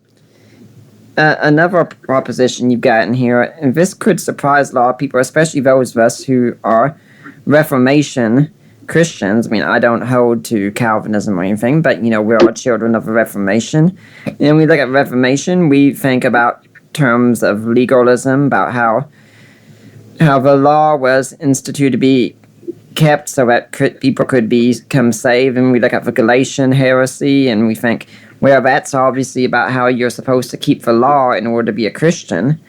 And you all have a statement in here that Torah was never intended to provide salvation. That sounds very surprising to us, doesn't it? I think lots of people are shocked by it because they somehow think that because of the New Testament discussion, that lots of people thought the law would give them salvation. Mm-hmm. Of course, all of that's been hashed over many times now with the new perspective on Paul, and I'm not going to get into that. It's not an area that I have any specialty in, but I know that that's one of the topics of conversation. Mm-hmm. But the idea of in the Old Testament, was it ever intended to bring salvation? And our point is that never entered their mind. They didn't even know that they needed to be saved or could be saved or that sins were something to be saved from. They don't have those questions. And certainly Torah was not supposed to provide that. That is something I find puzzling, because when I read the Old Testament, I find God talking about the problem of sin over and over, and I want to look and say, well, how is it that the Jews missed that this was the real problem they were always supposed to be focused on? Well, the sacrificial system was designed to keep the temple pure, not affected by people's sins, so that God could continue to dwell among them. So it wasn't about taking away their sin. Blood of bulls and goats can never take away sin. It wasn't about taking away their sin. It was about purifying the temple. Mm-hmm. But, when we look at the New Testament, though, I mean, I'm not getting into the new perspective, but we do see people like, say, Zechariah and Elizabeth or Paul, both of which are described as blameless before the law. And doesn't this indicate that they had this view of the law that it was supposed to be followed so that they could be good people in the covenant? Well, certainly the covenant and the Torah were to be observed. In one chapter of the book, we spent some time talking about the terminology that talks about people's response to the Torah. We often talk about them keeping the Torah or obeying the Torah. And we talked about those words in a chapter to say that's not really quite hitting it. Certainly, the Torah was a way to talk to Israel about how they needed to reflect God's honor. And that was a good thing then to do that. But the whole idea was that if people did not reflect God's honor in what they did, that could bring impurity to his temple, and therefore he'd leave. Mm-hmm. And so it all goes back to God's presence, and God's presence being respected and honored. Mm-hmm. Now, you said the average Israelite in the ancient world wouldn't have understood salvation like we do. They wouldn't have known they needed to be saved. If we could travel back in time and see Joe Israel and say, "Brother, are you saved?" he might look at us asking, "What are you even talking about here?" Right. Because they had no idea of the possibility of going to heaven or hell. Mm-hmm. There is no salvation. They were delivered from slavery. Mm-hmm. They were delivered from exile, but that's different from being saved from your sins. Yeah, but there are references that do speak to salvation in the Old Testament, such as "Restore unto me the joy of your salvation," and such. So what would they come think about with salvation? Yeah, that's "Restore to me the joy of your deliverance from my enemies." Not "Restore to me the joy of my salvation from my sins." Mm-hmm. Hi, this is Gary Habermas. I'm the Distinguished Research Professor of Apologetics and Philosophy at Liberty University in Lynchburg, Virginia. I teach full-time in the PhD program here, and I have been a guest on the program by Nick Peters on many occasions, and over the years I've noticed how many excellent guests he gets. And I can tell you personally that Nick reads everything that comes his way. He's a great interviewer. He's got good insight and questions, and I highly recommend his program. Now, you say also that the divine instruction is better understood as a metaphor of health rather than a metaphor of law. Okay, what do you mean by a metaphor of health and a metaphor of law? Well, health is just a way that we worked with the idea of analogizing how law and health, but it's too extensive an illustration to get into very well here. And besides that, it was my son's illustration, which I think he did very well, but that was one of his ideas of how to convey that.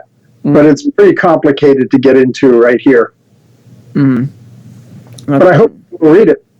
Yeah, I definitely do encourage people to read the book. It's an excellent book. If I didn't think it wasn't excellent, I wouldn't be having you on here to talk about it. But when we look at the next thing, it's you also say we can't gain moral knowledge or build a system of ethics based on reading the Torah in context and deriving principles from it. So even if we read the Torah in context, we're not going to get moral truths like that out of it. Is that what you're saying? We're not going to get a system. Okay. See, and that's the thing. People treat Torah as a system of morality, a system for ethics. It doesn't give us a system. It gives us, again, contextually understood relationship between God and his people that can give us wisdom for thinking about how we can honor God in the way that we live. Mm-hmm. But again, that's different from an ethical system. Mm-hmm. And it's more work. And it leaves a lot of things sort of uncertain. Yeah, I've noticed the same kind of thing today with so many people who they talk about, finding God's will for your life, and they expect that there's going to be some clear, absolute answer to them, exactly who they're supposed to marry and exactly what line of work they're supposed to go into. And I always tell you this kind of thing. Look, there's this book in the Bible, you might not have heard of it, it's called Proverbs. It's all about wisdom for making wise decisions. I really don't know why it is that you have that there and then think that when the New Testament comes along, God decides, forget wisdom. Let's just go with this way.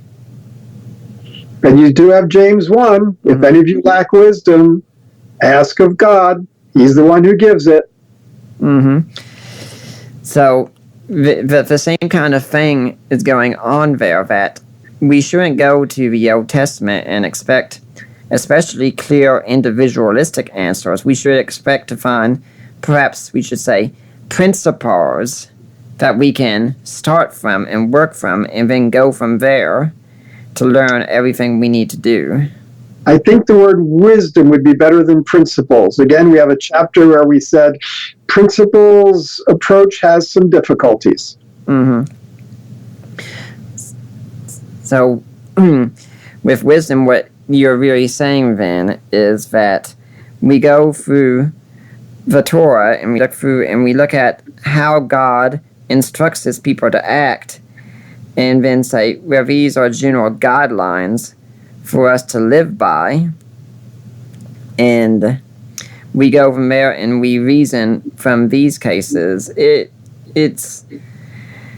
I'm probably jumbling it up, but it's kind of like one of the rules we have for biblical interpretation. You start from the clear passages, and you go from there to things that seem unclear. So if you have a case, then you go back and maybe we could even say it's kind of like what the Supreme Court does, saying they're ruling on something new. They look at past precedents and then say, well, based on this and based on what we do have, how should we rule in this case today?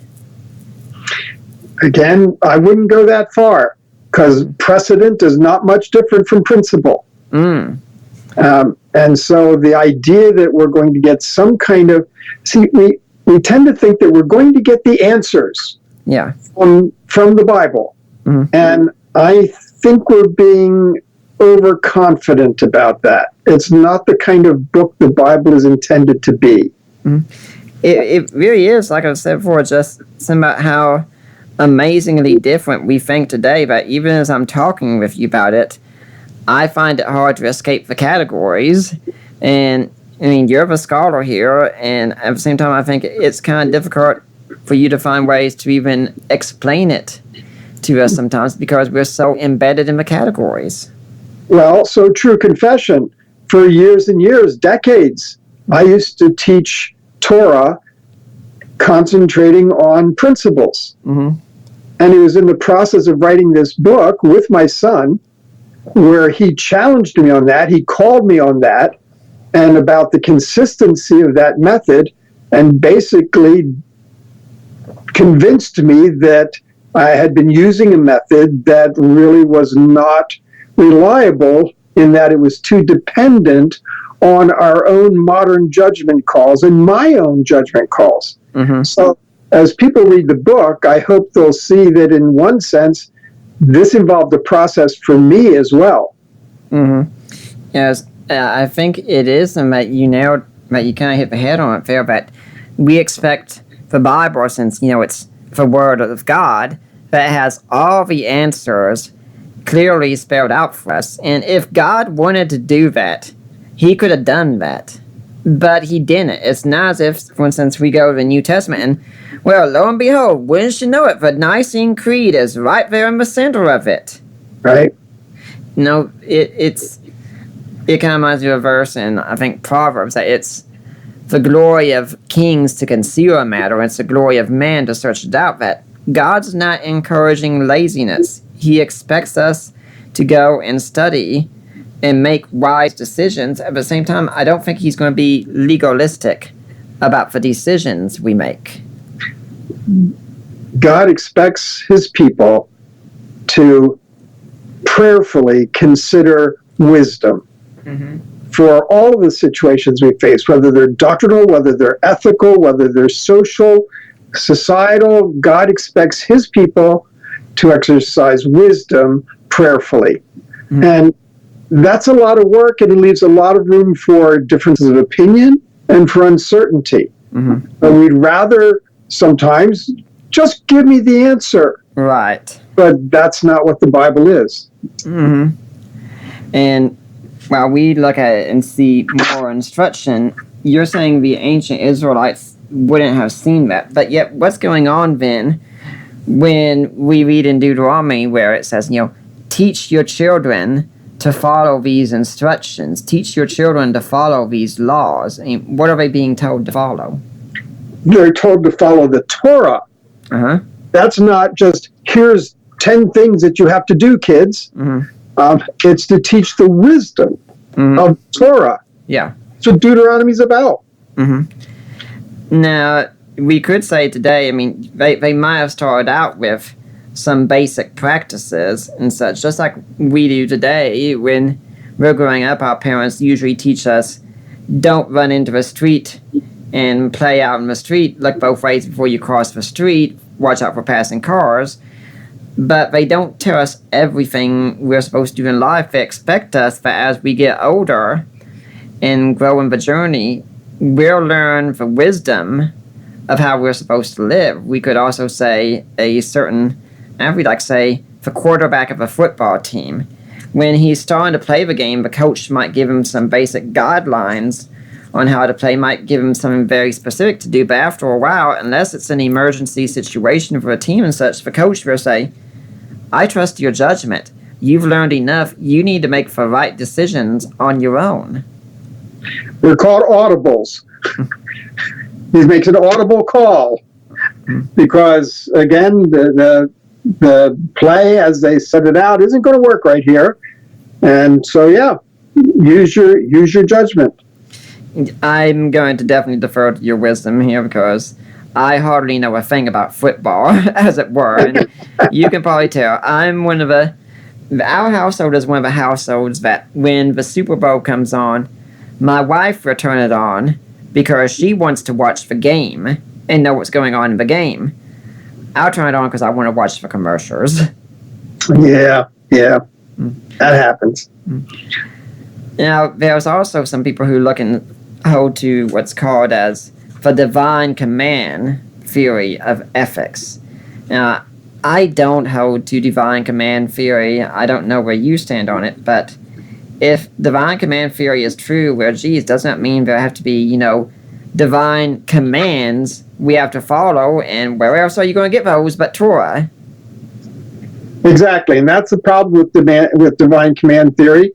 You either have the actual divine command somewhere, which would have to come to Torah, and you've already heard that I don't believe that's what the Torah is. If you don't have some written corpus, then you have to somehow think that the divine command is coming through some other medium. And of course, then the question is, where exactly are you getting that? So, again, we talk about some of those terms, but I'm not an ethicist, and so we didn't get into those things deeply, but we talked about them here and there. So, we've heard a lot about the Torah today and how we're supposed to interpret it and read it and such. I mean, what are then some general guidelines, some obvious, you would say to people who might be listening, well, I haven't read the book yet, and I plan on reading it, but right now I'm still thoroughly confused. When I do my Bible study tonight and I'm reading for Torah, what am I supposed to do with this now?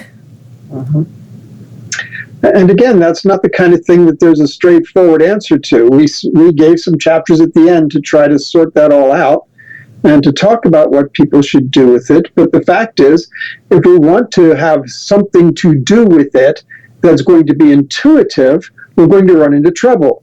Because what the Torah is not something that's intuitive to us. The only thing I can talk about is the idea of viewing it as a source of wisdom, not as a source of rules or legislation. That doesn't mean that you're free to discard whatever you want and pick whatever you want.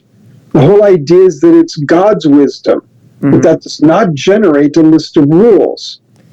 I'm sitting here thinking, could it be very parallel to the idea we have that when you looked at the lost world of Genesis 1, that beforehand we went, and those of us who hold your interpretation thought, where it must be a science matter, and we have to find what the biblical science is. And now we look and say, well, no, it wasn't scientific at all, and the term biblical science doesn't really make much sense in that sense.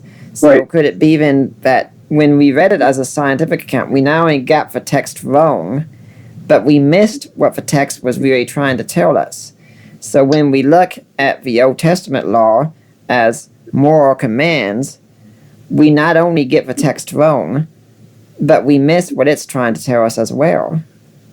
That's a good analogy. And, we could also say, with the lost world of the conquest, if we think about it as something giving us regulations for warfare or justification for warfare, we're looking at it the wrong way.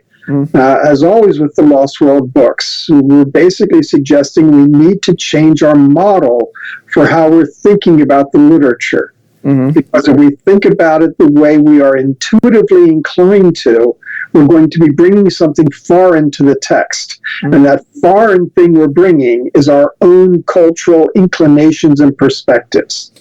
Now, you have a section in there also, and one I found very helpful, entirely devoted to the Ten Commandments. And I think that title alone gets us confused because we keep thinking commandments, and commandments sounds like these are laws that you have to follow.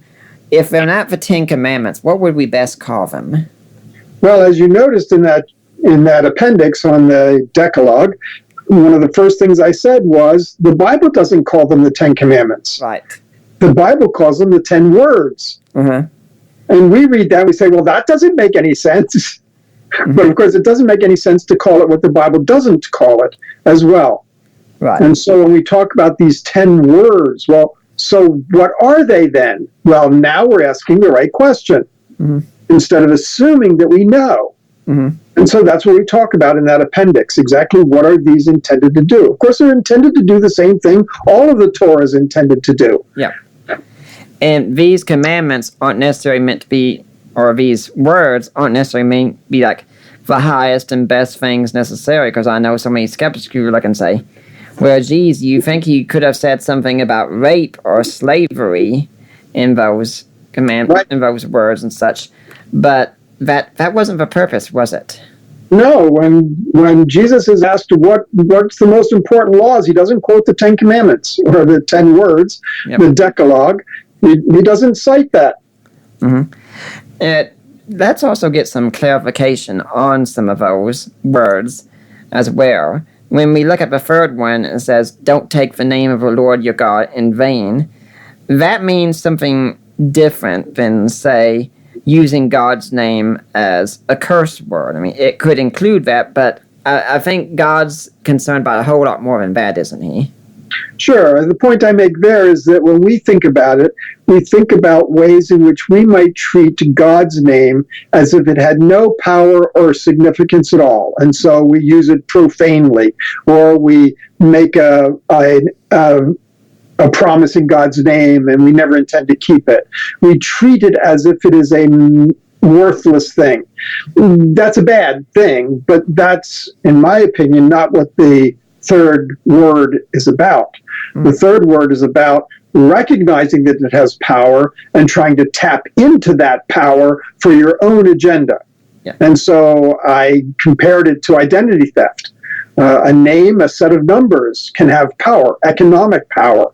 And if someone takes your set of numbers to use your economic power and resources, that's a bad thing. Yeah.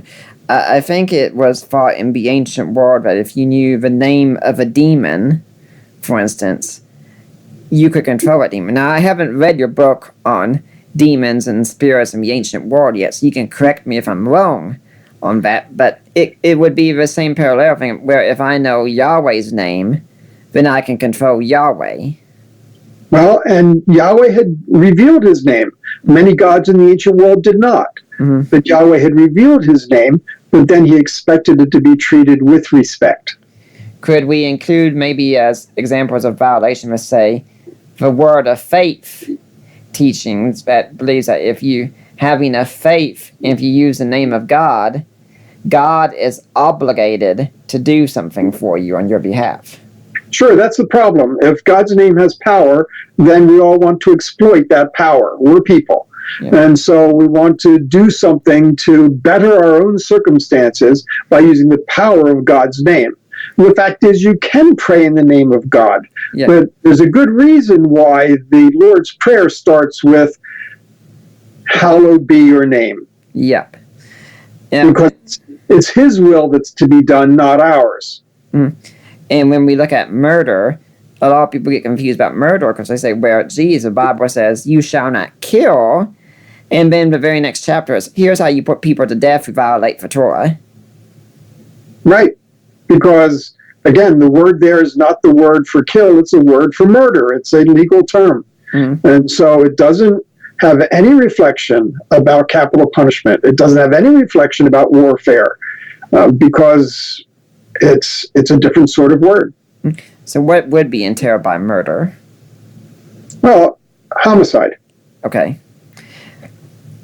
And another, I think the last ones I'd like to ask about is, for one, about you shall not lie, because actually in the ancient world, lying, as we understood it, wasn't always condemned. You would say something in a situation that you knew wasn't true, and you expected your listeners knew wasn't true, because that was a proper way to save face. Well, I know a story about a lady who was talking to some Middle Easterners. So it's about getting a project done, and they said, will you have it done by such time? Yes, we will have it done. They didn't have it done. And she said, didn't you say you'd have it done by then? The listeners knew wasn't true, because that was a proper way to save face. Well, I know a story about a lady who was talking to some Middle Easterners. So it's about getting a project done, and they said, will you have it done by such time? Yes, we will have it done. They didn't have it done. And she said, didn't you say you'd have it done by then? And they didn't see the problem whatsoever. Well, again, to ask people which of the 10 are you referring to when you say don't lie? Yep. Don't bear false witness. Again, bearing false witness is a certain category of being deceptive or telling untruths. Mm-hmm. But again, it's not as broad as we would cover with the word lie, a white lie, and all of this and the other things. It's just a different category. Yeah, so if we're talking about, say, the Nazis coming and knocking on your door and asking, do you have any Jews hiding here? The command, do not lie, really isn't talking about that kind of thing, is it? No, it's about bearing false witness in a legal setting, in a court of law. Mm-hmm. Because if you're in a court of law and you say something untrue knowingly about the person you're testifying about, then you're going against the standards of justice. So while we should be people of truth in many cases, this isn't saying that you have to tell everything truly, and that there could be times where it is justifiable to even say things that aren't true. Well, again, the point in the context is that you don't subvert justice. Right.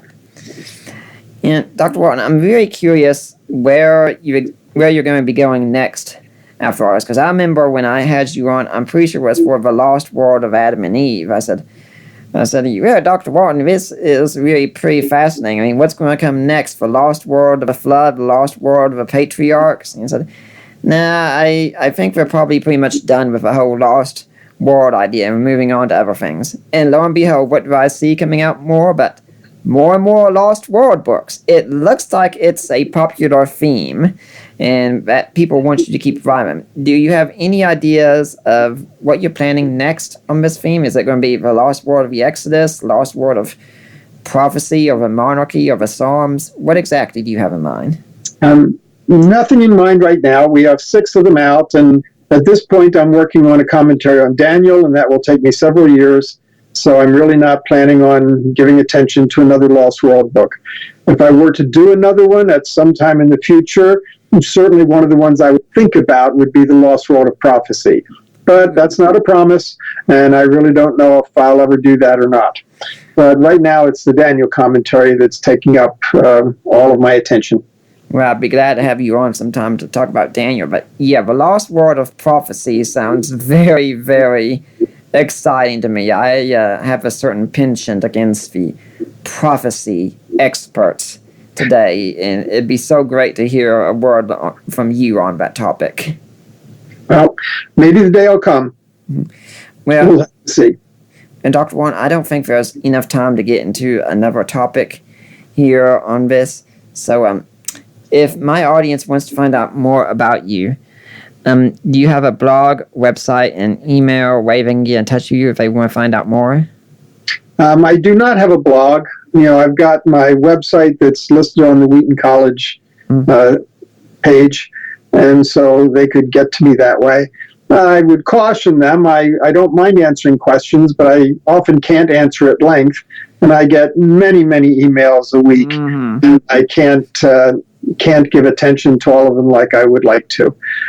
So sometimes lots of questions that people have, they can actually find answers in the books that I've written. And sometimes I'll just point them there. Mm-hmm. And sometimes you could come to this podcast and hear another case of him coming straight from a source. The book is The Lost World of the Torah, Laws, Covenant, and Wisdom in Ancient Context. As of the time of this recording, the paperback version is $14.26. The Kindle version is $11.33. Dr. Warren, do you have any final words you'd like to leave today for the Deeper Waters audience? Well, again, I would point out that my co-author on this book, as with some others, is my son, Jonathan, J. Harvey Walton. And so his insights and contributions were very important to shaping the book. Do you think that perhaps in the future he could be taking up the mantle of the Lost World series? I don't know. He's working on his doctorate now at St. Andrews, and don't know what his plans would be. Can you tell us what the doctorate's on? It's in biblical theology. Okay. I guess it's intentionally vague for a reason. But I definitely encourage you all go and get this book and seriously, read anything Dr. Walton writes on the Old Testament. Even if you don't agree 100%, it's still very good. And Dr. Walton, it is always a pleasure to have you on the show, and I do hope we will see you back here again sometime. Well, good to chat with you, Nick, and I hope your audience got some things to stimulate their thinking. And I'd like to remind everyone that next week, I'm still working on that. But for now, I'm Nick Peters, and I'm signing off.